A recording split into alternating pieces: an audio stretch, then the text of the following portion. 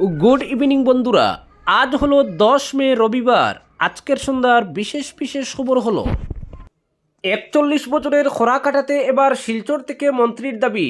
বিধায়ক ডক্টর রাজদীপ রায়কে মন্ত্রী করার আর্জি সুশীল সমাজের। সেই শেষ শিলচরে মন্ত্রী হয়েছিলেন জগদীশ চন্দ্র চৌধুরী। তারপর 41 বছর কেটে গেছে, শিলচরে কোনো মন্ত্রী নেই। রাজ্যের দ্বিতীয় বৃহত্তম নগর তথা বরাক উপত্যকার প্রাণকেন্দ্র শিলচর এভাবে মন্ত্রীহীন হয়ে কাটালো 4টি দশক। আর কতদিন অপেক্ষা? তাই এবার শহরের মানুষ চাইছেন শিলচর থেকে মন্ত্রিত্ব। 1983 সালে মন্ত্রী হয়ে 1985 সালে মেয়াদ শেষ হয় জগদীশচন্দ্র চৌধুরীর। এরপর 1985 সালের কংগ্রেস সরকার গঠিত হয়েছিল। তখন শিলচরের বিধায়ক নির্বাচিত হয়েছিলেন কর্ণেন্দু ভট্টাচার্য, কিন্তু তাকে মন্ত্রী করা হয়নি। এরপর 1991 সালে জয়ী হয়েছিলেন বিজেপির সমরেন্দ্রনাথ সেন। তারপর পরপর দুইবার জয়ী হয়েছিলেন বিজেপির বিমলাংশু রায়। টানা এই 15 বছর শিলচর আসন বিজেপির কাছে থাকার পরও বিজয়ী বিধায়করা মন্ত্রী হতে পারেননি, কারণ তখন ক্ষমতায় বিজেপি ছিল না। এরপর 2004 সালে বিতিকা দেব ও 2011 সালে সুস্মিতা দেব কংগ্রেস টিকিটে শিলচর থেকে বিধায়ক নির্বাচিত হন। তাদের দল ক্ষমতায় থাকলেও তারা মন্ত্রী হতে পারেননি, কারণ তখন কংগ্রেস দল থেকে মন্ত্রী ছিলেন সিনিয়র নেতা গৌতম রায় ও দীনেশ প্রসাদ গোয়ালা। 2014 সালের উপনির্বাচনে বিজেপির দিলীপ পাল বিজয়ী হন। 2016 সালেও তিনি নির্বাচিত হন। তখন বিজেপি ক্ষমতায় থাকলেও শিলচর থেকে মন্ত্রিত্ব দেওয়া হয়নি।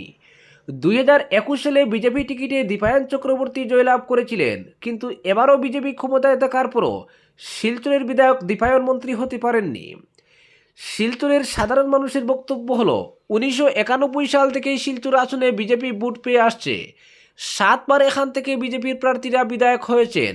তাই এবার যখন শিলচরের মানুষ দুহাত উজাড় করে 55,000 ভোটে জিতিয়েছেন বিজেপি প্রার্থী ডক্টর রাজদীপ রায়কে, তাহলে তাকে কেন মন্ত্রিত্ব দেওয়া হবে না? এক্ষেত্রে বুদ্ধিজীবী থেকে শুরু করে শ্রমিক, সাধারণ কর্মচারী, চিকিৎসক, অধ্যাপক, সবজি বিক্রেতা প্রায় সবাই তাদের অভিমত জানালেন অকপটে।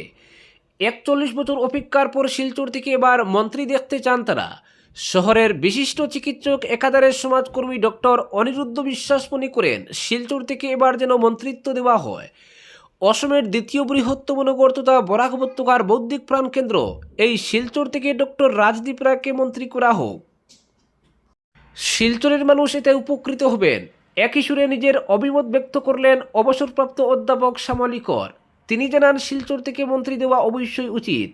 এছাড়াও মন্ত্রী হওয়ার ক্ষেত্রে যেসব যোগ্যতার প্রয়োজন সব কিছুই রয়েছে ডক্টর রাজদীপ রায়ের। অর্থাৎ একটা কথা স্পষ্ট, শিলচরের মানুষ চাইছেন এবার তাদের শহর থেকে তাদের বিধায়ককে মন্ত্রী হিসাবে দেখতে।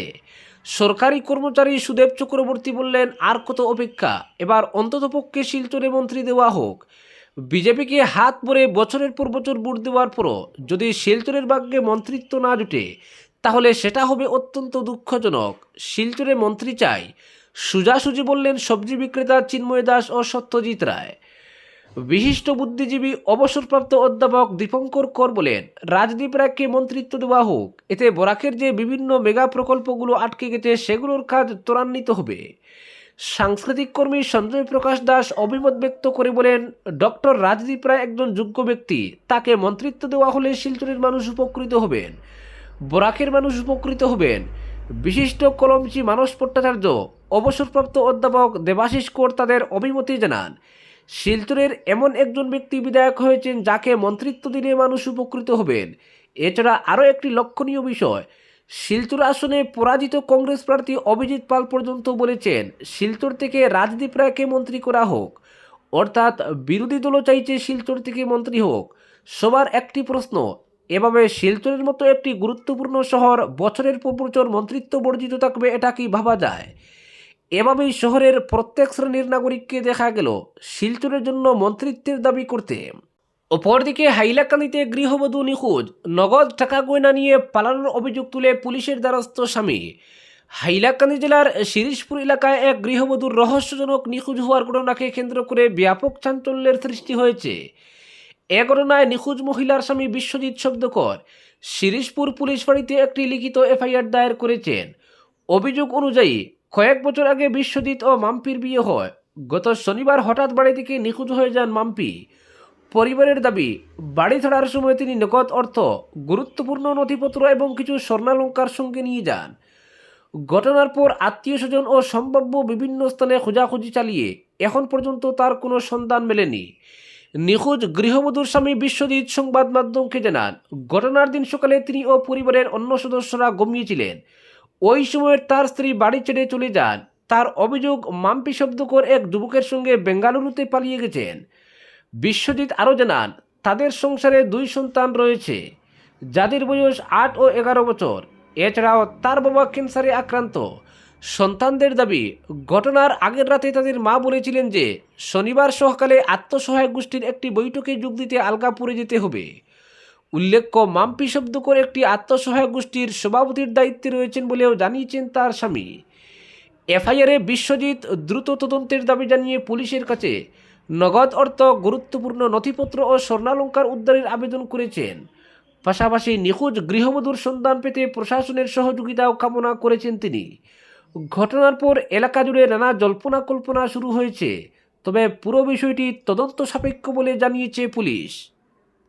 অপরদিকে শপথ দেখতে গুয়াহাটি যাচ্ছেন কৃষ্ণেন্দু পালের 5 শতাধিক কর্মী সমর্থক। রাজ্যে বিজেপি পরিচালিত সরকারের শপথ গ্রহণ অনুষ্ঠান হবে আগামী মঙ্গলবার। গুয়াহাটির খানাপাড়ার পশু চিকিৎসা মহাবিদ্যালয়ের মাঠে সকাল 11টায় এই সমারোহ অনুষ্ঠিত হবে। এই শপথ গ্রহণ অনুষ্ঠান দেখতে বিধায়ক কৃষ্ণেন্দু পালের নির্বাচনী কেন্দ্র পাথারকান্দি থেকে 5 শতাধিক কর্মী সমর্থক যাবেন। তারা আগামীকাল 11 মে বিকেলে পাথারকান্দি রেল স্টেশন থেকে গুয়াহাটির উদ্দেশ্যে রওনা হবেন বলে দলীয় সূত্রে খবর পাওয়া গেছে। ওই দলে থাকবেন বিধানসভার পঞ্চায়েত প্রতিনিধি অর্থাৎ আঞ্চলিক পঞ্চায়েত সদস্যা, জিপি সভাপতি ও সভানেত্রী সহ কেন্দ্রের জেলা পরিষদ সদস্যা, বুথ সভাপতি, পাতারকান্দি ও লুয়ারপুয়া ব্লক মণ্ডলের কার্যকর্তা, দলের বিভিন্ন মোর্চার পদাধিকারী এবং দলীয় সমর্থকরা। বর্তমানে শপথ গ্রহণ সভায় যোগ দেওয়ার প্রস্তুতি হিসাবে পাতারকান্দির বিজেপি কর্মী মহলে ব্যাপক উচ্ছ্বাস পরিলক্ষিত হচ্ছে। নিজ বিধানসভার বিধায়ক তৃতীয়বারের নিয়ে রেকর্ড সংখ্যক ভোটে নির্বাচিত হয়েছেন। ফলে ফল প্রকাশের পর থেকে গেরুয়া ব্রিগেডে এমনিতে খুশির জোয়ার বইছে। কর্মীদের কথায়, প্রধানমন্ত্রী নরেন্দ্র মোদী ও রাজ্যের মুখ্যমন্ত্রী হিমন্ত বিশ্ব শর্মার নেতৃত্বে গোটা দেশ ও রাজ্যের সঙ্গে পাথারকান্দিতে উন্নয়নের ছোঁয়া লেগেছে। বর্তমানে কৃষ্ণেন্দু পালের 3.0 কার্যকালে পাথারকান্দি রাজ্যের 5টি সমৃদ্ধশালী বিধানসভার মধ্যে স্থান লাভ করবে বলে প্রত্যাশা ব্যক্ত করেছেন স্থানীয় নেতৃত্ব। তাই দলের নেতাকর্মীদের মধ্যে এই ঐতিহ্যপূর্ণ সভার জন্য বাড়তি উন্মাদনা বিরাজ করছে। অপরদিকে ক্ষেতের জমিতে পরিণত দোলাই লায়লাপুর সড়ক দুর্ভোগ চরমে। সংস্কারের অভাবে জরাজীর্ণ ও অভিভাবকহীন হয়ে পড়েছে গ্রামীণ সড়কগুলো। দোলাই সমজেলার বেশ কয়েকটি গ্রামীণ সড়ক বেহাল অবস্থায় রয়েছে। এতে দৈনন্দিন যানবাহন ও যাত্রীরা ভুগছেন। দীর্ঘদিন থেকে দোলাই লায়লাপুর সড়ক বেহাল হয়ে পড়েছে। সড়কের সিংহভাগ অংশে গর্ত, স্থানে স্থানে সড়কের চিহ্ন মাত্র নেই বললেও চলে। রাস্তা নয় যেন ক্ষেতের জমি। সড়কের মধ্যেই সৃষ্টি হয়েছে প্রায় 1 ফুটের মতো গভীর গর্ত। এতে বারবার আটকে পড়ে যানবাহন। 306 নং জাতীয় সড়ক ধরে যখন ভারতমালা সড়ক নির্মাণ হচ্ছে, ঠিক তখন দোলাই লায়লাপুর সড়কটি গুরুত্বপূর্ণ হয়ে ওঠে। কিন্তু মাত্র কয়েক বছর পূর্বে নির্মিত এই সড়কটি নিজের অস্তিত্ব হারিয়ে ফেলে। দীর্ঘদিন থেকে সংস্কারের অভাবে জরাজীর্ণ হয়ে পড়েছে গ্রামীণ সড়কটি। এ নিয়ে নির্মাণ সংস্থা সহ প্রশাসনের নীরব ভূমিকা নিয়ে ক্ষোভ প্রকাশ করেছেন জনগণ। 306 নং শিলচর আইদল জাতীয় সড়কের বাগাবাজার থেকে দোলাই লায়লাপুর গ্রামীণ সড়ক সংযোগকারী কমরুল ইসলাম রোডেরও করুণ দশা। অসম মিজোরাম সীমান্ত এলাকার দক্ষিণ দোলাইয়ের এই রাস্তার বেহাল অবস্থার ফলে প্রতিনিয়ত ভুগছেন স্থানীয় জনগণ। সপ্তগ্রাম জিপির আরজানপুর, লোকনাথপুর, ইসলামাবাদ ও বাগাবাজার জিপির জয়দনপুর, রাজঘাট, বনগ্রামের কিছু অংশের হাজার হাজার মানুষ, স্কুল কলেজ পড়ুয়ারা এই রাস্তা দিয়ে যাতায়াত করেন। কিন্তু বর্তমানে রাস্তার পরিস্থিতি দেখে বোঝার উপায় নেই যে এটি একসময় পাকা রাস্তা ছিল। এই এলাকায় কোনো মাধ্যমিক, উচ্চ মাধ্যমিক স্কুল না থাকায় ছাত্রছাত্রীরা হাজী মজাদ Ali rural high school, Bagbazar বাম বিদ্যাপীঠ হাই স্কুল ও MA লস্কর সিনিয়র সেকেন্ডারি স্কুলে গিয়ে পড়াশোনা করতে হয়। কিন্তু রাস্তাঘাটের বেহাল অবস্থার জন্য সময়মতো যাতায়াত করা মুশকিল হয়ে পড়েছে। সংস্কার কাজ কিংবা পরিচর্যার অভাবে দিন দিন রাস্তাটি মরণফাঁদে পরিণত হয়েছে। অপরদিকে আগামী লোকসভা নির্বাচনকে সামনে রেখে ফের কেন্দ্রের শাসক দলের বিরুদ্ধে তীব্র আক্রমণ শানালেন কংগ্রেস নেতা রাহুল গান্ধী। হরিয়ানার গুরুগ্রামে এক জনসভা থেকে তিনি দাবি করলেন, দেশের বর্তমান রাজনৈতিক পরিস্থিতিতে ভারতীয় জনতা পার্টিকে হারানোর ক্ষমতা একমাত্র কংগ্রেসেরই রয়েছে। তার এই মন্তব্য ঘিরে রাজনৈতিক মহলে নতুন করে জল্পনা শুরু হয়েছে। তবে কি এবার জোট রাজনীতির বদলে একক লড়াইয়ের পথেই হারতে চাইছে কংগ্রেস? গুরুগ্রামে কংগ্রেস নেতা বিজেন্দ্র সিংয়ের সদ্ভাব যাত্রায় যোগ দেন রাহুল গান্ধী। সেখানেই বক্তব্য রাখতে গিয়ে তিনি বলেন, লিখে রাখুন, অন্য কোনো দল বিজেপিকে হারাতে পারবে না, একমাত্র কংগ্রেসই নরেন্দ্র মোদী এবং বিজেপিকে পরাজিত করতে পারে, আর আমরা তা করব। রাহুলের দাবি, দেশের রাজনীতিতে এখন মূলত দুই ধরনের আদর্শের লড়াই চলছে, একদিকে কংগ্রেসের ভাবনা, অন্যদিকে বিজেপির আদর্শ। সেই কারণেই অন্য কোনো রাজনৈতিক শক্তির পক্ষে বিজেপিকে সরানো সম্ভব নয় বলেও মন্তব্য করেন তিনি। এদিন নির্বাচনী প্রক্রিয়া নিয়েও সরব হন কংগ্রেস নেতা।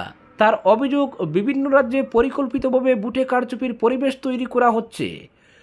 হরিয়ানা, মধ্যপ্রদেশ, মহারাষ্ট্র, পশ্চিমবঙ্গ এবং আসামের উদাহরণ তুলে ধরে তিনি দাবি করেন, ভোটার তালিকা থেকে নাম বাদ দেওয়া থেকে শুরু করে নিজেদের পছন্দ মতো নাম যুক্ত করার মতো কাজ হচ্ছে। নির্বাচন কমিশন এবং প্রশাসনের উপরও বিজেপির প্রভাব রয়েছে বলে অভিযোগ তুলেন তিনি। রাহুল গান্ধী আরও বলেন, দেশের মানুষ এখন বুঝতে পারছেন যে বিমানবন্দর, বন্দর, বিদ্যুৎ কেন্দ্রের মতো গুরুত্বপূর্ণ সম্পদ ধীরে ধীরে বেসরকারি হাতে তুলে দেওয়া হচ্ছে। নিকোবর দ্বীপপুঞ্জ নিয়েও তিনি কেন্দ্রকে আক্রমণ করেন। তার দাবি, বড় শিল্পগোষ্ঠীগুলিকে সুবিধা করে দিতেই একের পর এক সিদ্ধান্ত নিচ্ছে সরকার। একই সঙ্গে তিনি দাবি করেন, সাধারণ মানুষের মধ্যে কেন্দ্রীয় সরকারের বিরুদ্ধে ক্ষোভ বাড়ছে। সেই জনরোষী আগামী দিনে রাজনৈতিক পরিবর্তনের প্রধান কারণ হয়ে উঠবে বলেও মন্তব্য করেন কংগ্রেস নেতা। তার কথায়, দেশে এখন দুই আদর্শের সংঘর্ষ চলছে। একদিকে রয়েছে আরএসএসের বিভাজনের রাজনীতি, অন্যদিকে কংগ্রেসের ঐক্যবদ্ধ ভারতের ভাবনা। আজকের বিশেষ সংবাদ এখানেই সমাপ্ত।